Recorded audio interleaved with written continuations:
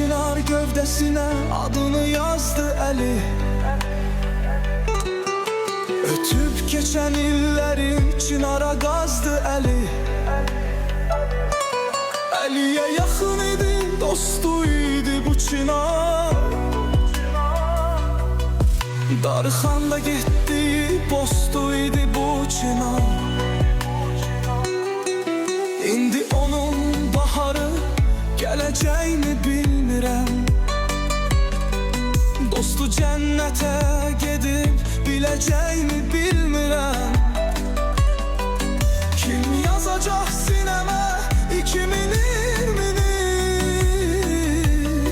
Çınar dedi ay Əli, dostluğumuz bitti mi? Sinəsi qazılsa da incimədi, küsmədi Əli. Gələcək deyə ümidini kəsmədi.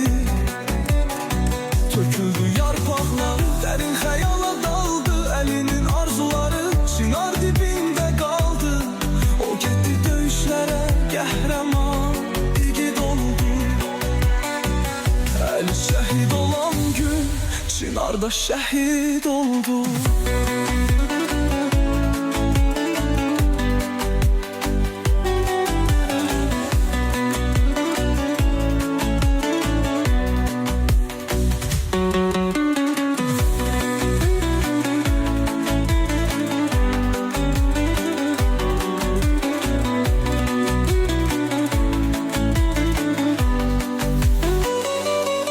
İndi onun baharı gələcəyini bilmirəm. Dostu cənnətə gedib biləcəyini bilmirəm. Kim yazacaq sinəmə 2020'ni? Çınar dedi ay Əli, dostluğumuz bitti mi?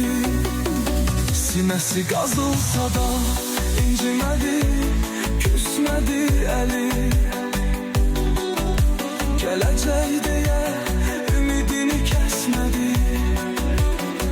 Töküldü yarpaqları, dərin xəyala daldı. Əlinin arzuları çınar dibində qaldı. O getdi döyüşlərə, qəhrəman igid oldu.